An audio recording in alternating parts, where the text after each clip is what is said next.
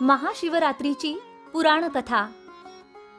ज्यावेळी समुद्र मंथन झाले त्यात सृष्टीशी निगडित सर्व महत्त्वपूर्ण गोष्टींची निर्मिती झाली, पण त्याच वेळी समुद्र मंथनातून हलाहल विष देखील बाहेर आले।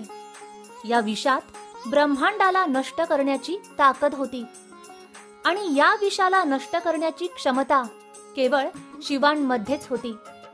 त्यामुळे त्यांनी हे हलाहल विष प्राशन करून ब्रह्मांडाला वाचवलं, पण विष प्राशन केल्यामुळे त्यांचा कंठ निळा झाला होता आणि संपूर्ण देहाचा दाह होत होता।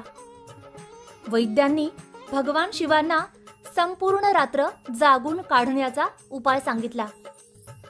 सर्व देवांनी भगवान शिवांना बरं वाटावं म्हणून रात्रभर गायन आणि नृत्याची व्यवस्था केली। सकाळी महादेवांनी सर्वांना आशीर्वाद दिला। या संपूर्ण घटनाक्रमामुळे सृष्टी वाचली, म्हणून या दिवसाला महाशिवरात्री असं म्हटलं जातं।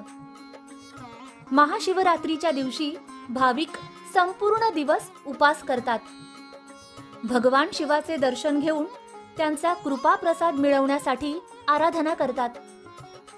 जिथे 12 ज्योतिर्लिंग आहेत तिथे लाखोंच्या संख्येने भाविक दर्शनासाठी जमा होतात। शिवशंकराला 108 बेल वाहून शिवनामावली देखील म्हणतात। महाशिवरात्रीला काटे धोत्र्याचे फूल भगवान शंकरांना वाहण्याची पद्धत आहे। भगवान शिवांना भोळा शंकर असं म्हणतात। उपासना केल्यावर त्वरित प्रसन्न होणारा आणि इच्छित फलप्राप्ती देणारा हा महादेव सर्वांचं कल्याण करणारा आहे। शिवपुराणात एक कथा सांगितली जाते, ती अशी। एक पारधी जंगलात सावज शोधण्याकरता झाडावर बसला होता। संपूर्ण दिवस गेला, परंतु त्याला शिकार गवसली नाही। सायंकाळी हरणांचा कळप तेथे पाणी पिण्याकरता आला।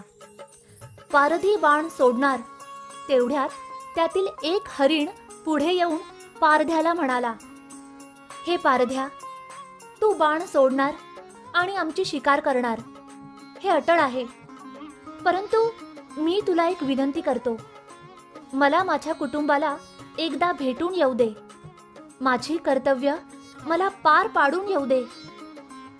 हरणाने वचन दिल्याने पारध्याने त्याची विनंती मान्य केली। दूरवर मंदिरातील घंटांचे आवाज येत होते।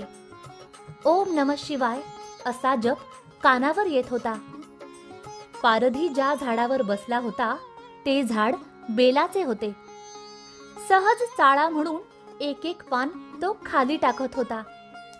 त्या झाडाखाली असलेल्या शिवपिंडीवर ती बेलाची पानं पडत होती। नकळत का होईना त्या पारध्याच्या हातून शिवाची उपासना घडली। हरिण परत आल्यानंतर पारध्याला म्हणाला, तू आता मला मार, मी माझे कुटुंब प्रमुख असल्याचे कर्तव्य बजावून आलोय। तेव्हा लगेच हरिणी पुढे आली आणि म्हणाली, त्यांना नको, मला मार, मला माझे पत्नी धर्माचे कर्तव्य पार पाडायचे आहे। त्यानंतर हरणाची लहान पिल्ल पुढे आली आणि म्हणाली, आईला नको, आम्हाला मार, आम्हाला आमचं पुत्रधर्माचं कर्तव्य पार पाडू दे। हे सर्व बघून पारध्याच्या मनात विचार आला, हे प्राणी मात्र असून देखील आपापल्या कर्तव्याला चुकत नाहीत, तर मी माझा मानव धर्म, दया धर्म का सोडू? त्याने सर्वांना जीवदान दिलं। देवाधिदेव महादेव हे सर्व पाहून हरणावर आणि पारध्यावर प्रसन्न झाले आणि त्यांनी त्या सर्वांना कृपा आशीर्वाद दिला। देवलोकातून समस्त देव ही घटना बघत होते। देवी देवतांनी त्यांच्यावर फुलांचा वर्षाव केला। शिकाऱ्याला आणि मृग परिवाराला मोक्ष प्राप्ती मिळाली। सर्वांचा उद्धार केला। हरिणाला मृग नक्षत्र म्हणून आणि पारध्याला व्याघ्र नक्षत्र म्हणून अवकाशात नेहमी करता स्थान दिलं। हा प्रसंग ज्या समयास घडला तो दिवस महाशिवरात्रीचा होता।